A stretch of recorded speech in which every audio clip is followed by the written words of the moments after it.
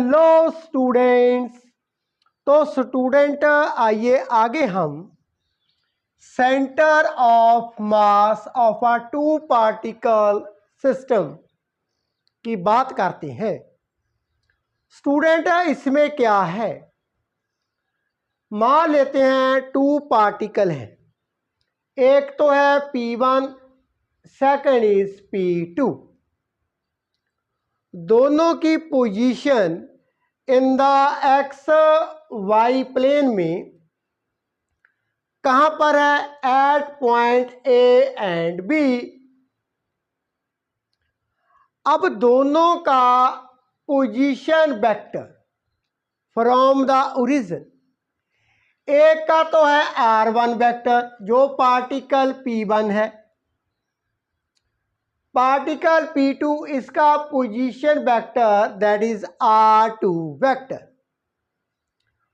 दोनों पार्टिकल्स का मास हम एट पॉइंट C पर, मास क्या, सेंटर ऑफ मास, कंसिडर कर लेते हैं एट पॉइंट C पर।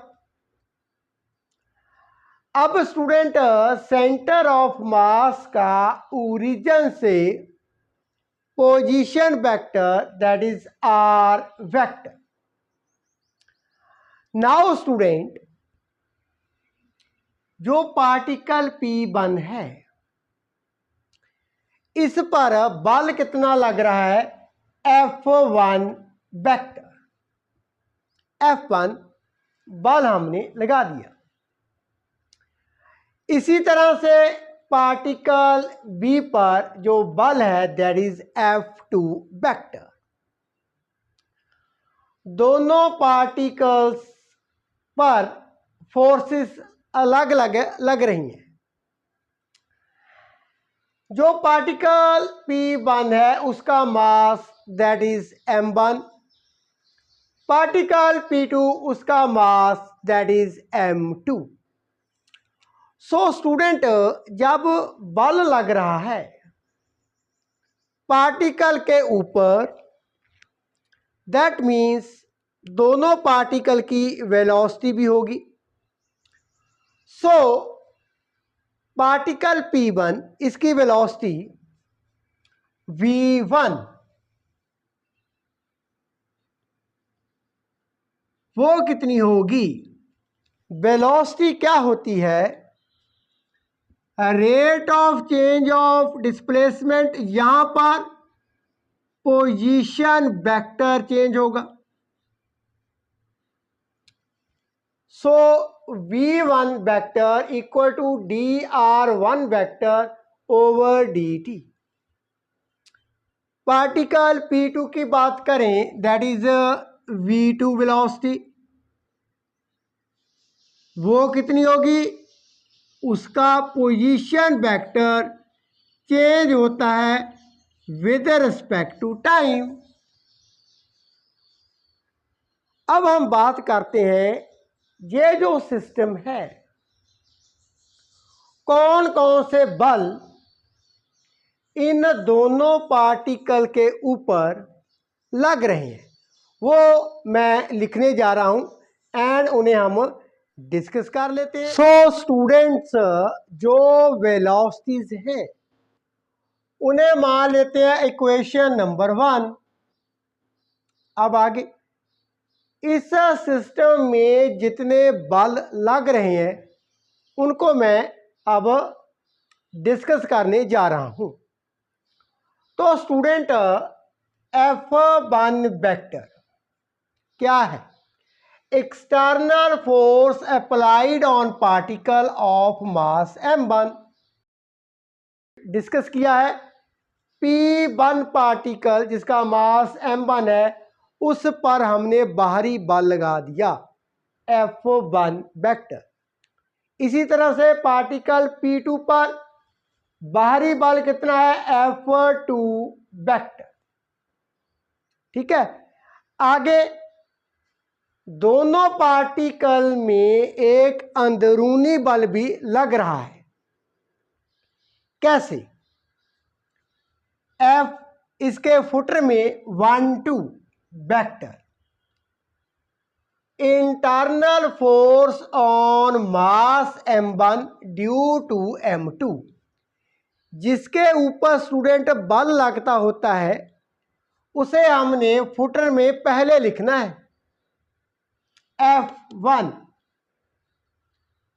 पार्टिकल P1 जिसका मास m1 है, इस ऊपर बल लग रहा है, इसके ऊपर बल कौन लगा रहा है? Particle P2। कितना बल लगा रहा है? F12 vector. अब इसी तरह से जो पार्टिकल P2 है, इसके ऊपर भी बल लग रहा है। कौन लगा रहा है? Particle P1। अब सेकंड के ऊपर लग रहा है, that means F21 vector internal force on m2 due to m1। अब स्टूडेंट हम बात करते हैं मोमेंटम की। मोमेंटम, अब बल लग रहा है, मोमेंटम भी चेंज होगा, मोमेंटम प्रोड्यूस होगा। मोमेंटम क्या होता है? Mass into velocity. So momentum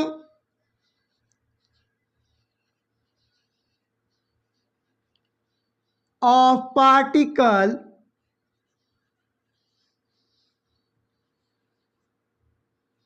P1, उसका मास कितना है? m1। Momentum is a vector quantity, so P1 vector equal to m1 v1 vector, mass into velocity. इसी तरह से momentum of the particle P2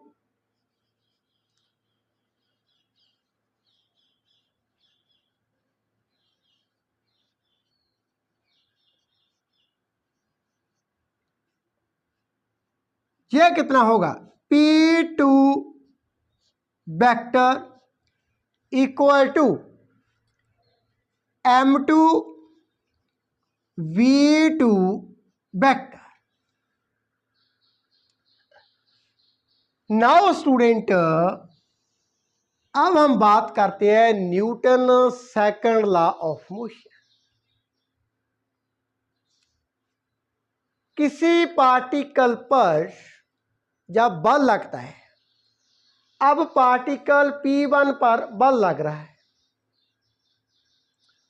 two forces acting कर रही है इसके ऊपर, तो इसका जो लीनियर मोमेंटम होगा equal to change in linear momentum equal to जो हम इसके ऊपर बल लगाते हैं। So student, D over D T, rate of change of momentum P1 vector equal to जो मोमेंटम चेंज हो रहा है, चेंज किसके कारण है? जितना उसके ऊपर बल लग रहा है। बल कितना लग रहा है? F1 vector plus F12 vector. अब student P1 d over D t, that is m1 v1 vector equal to F1 vector plus F12 vector. इसे मान लेते हैं इक्वेशन नंबर सेकंड। अब स्टूडेंट पार्टिकल P2 की भी बात कर लेते हैं। इसके ऊपर भी बल लग रहा है, दो बल इसके ऊपर लग रहे हैं, एक बाहरी है एक अंदरूनी है। इसका मोमेंटम भी चेंज होगा according to Newton second law of motion, तो उसे भी लिख लेते हैं D over D T P2 vector equal to F2 vector plus F21 vector. Now student D over D T यहां पर लिख लेते हैं, D over D T, P two कितना होगा, M two we two vector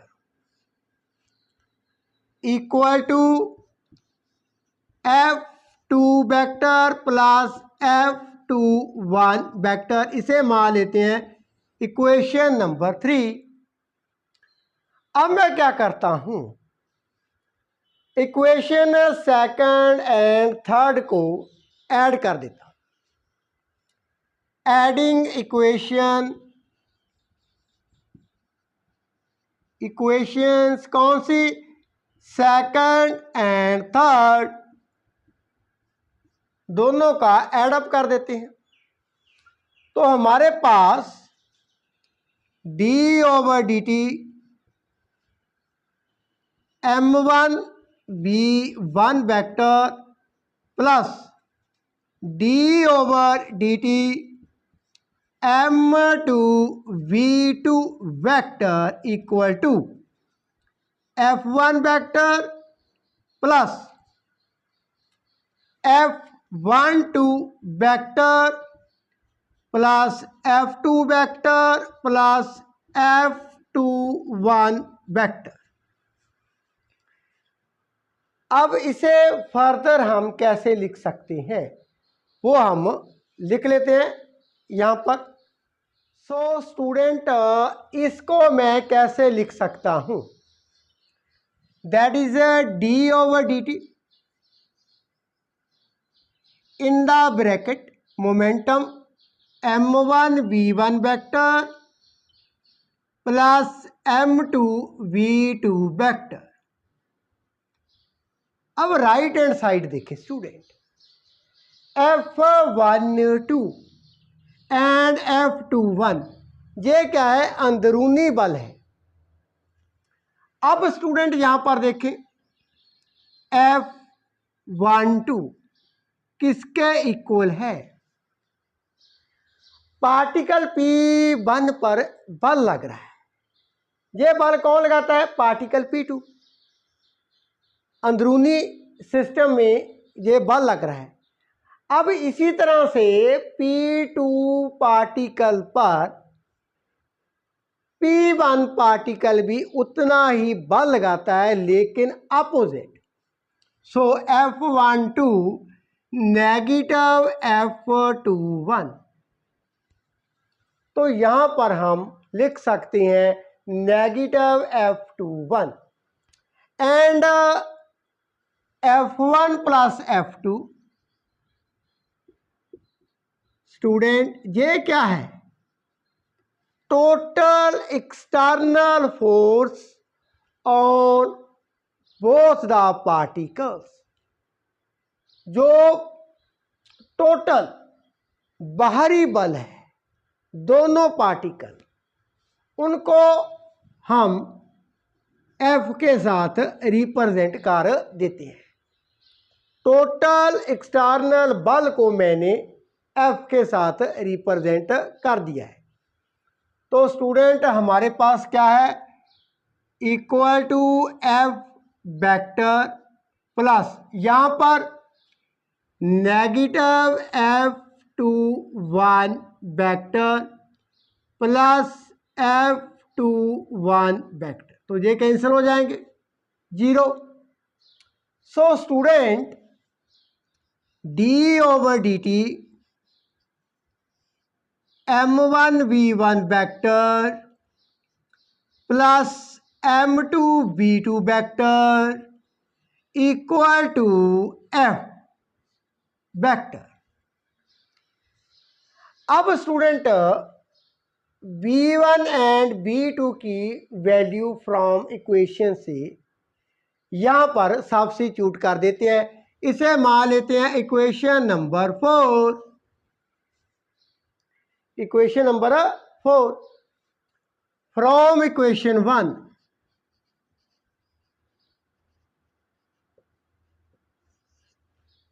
V1 and V2 की value में substitute कर देता हूं।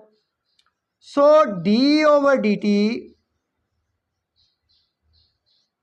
M1 अब B1 की जगह पर dr1 vector over dt plus m2 dr2 vector over dt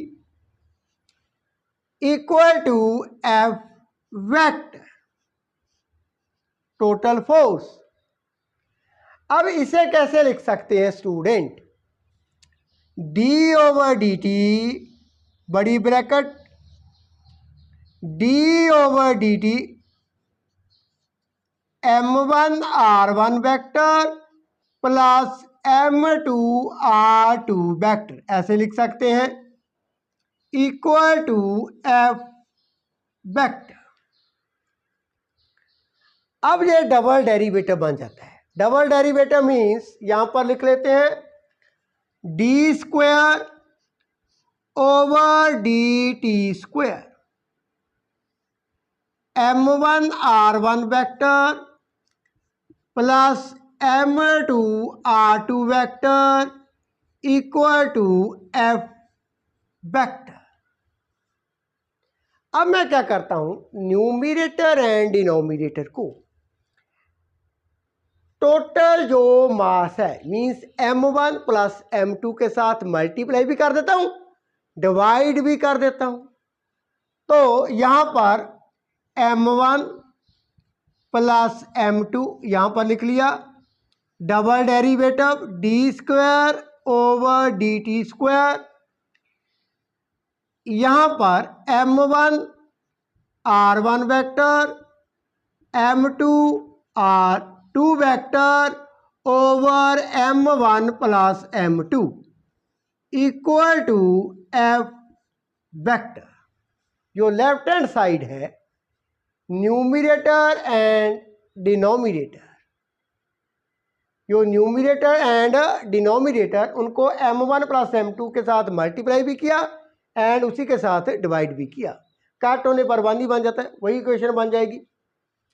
so student इसे मैं मान लेता हूं अब इक्वेशन नंबर 5। अब स्टूडेंट फर्दर नाउ स्टूडेंट हमने पॉइंट सी पर टोटल मास कंसिडर कर लिया है। इसका position vector from the origin that is R vector. अब यदि आर वेक्टर का एक दफा डेरिवेटिव करें D over D T R vector, वो क्या होगा? वेलोसिटी, वेलोसिटी होगी पोजीशन वेक्टर का डेरिवेटिव। अब डबल डेरिवेटिव आर वेक्टर का means D over D T किसका? वेलोसिटी का, वो क्या होती है? एक्सेलरेशन। अब again Newton second law of motion, force, total force equal to mass into acceleration, यही Newton second law of motion है। Force equal to mass into acceleration. अब सिस्टम का मास कितना है? That is m1 plus m2, double derivative D square over D T square, किसका? R vector का। इसे मान लेते हैं equation number 6। Force equal to mass into acceleration. अब इक्वेशन 5 एंड 6 को कंपेयर करते हैं। m1 plus m2, m1 plus m2 double derivative, यहां पर r वेक्टर है, यहां पर m1 r1 vector plus m2 r2 vector over m1 plus m2 equal to f, equal to f। So student on comparing, compare कर रहे हैं equations, कौन कौन सी? That is 5 and 6। F F m1 plus m2 m1 plus m2 double derivative, that means r vector equal to किसके equal है m1 r1 vector plus m2 r2 vector over m1 plus m2। Student this is the equation number 7। इसे rearrange कर लेते हैं। m1 plus m2 means total mass of the system. उसे position vector किसकी centre of mass की, position vector centre of mass and total mass of the system किसके equal है m1 r1 vector means जो particle p1 है उसका मास m1 उसे उसके रिस्पेक्टिव पोजीशन वेक्टर के साथ मल्टीप्लाई कर दिया। इसका एडिशन है m2 जो मास ऑफ द पार्टिकल p2 है उसको उसके रिस्पेक्टिव पोजीशन वेक्टर के साथ क्या कर दिया है मल्टीप्लाई कर दिया है।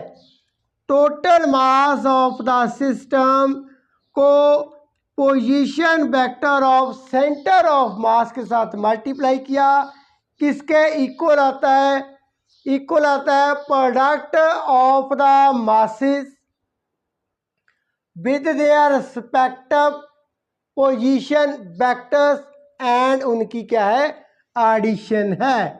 सो स्टूडेंट यदि इस टॉपिक में any question any doubt in your mind you can ask me in the comment section. Thank you so much for watching.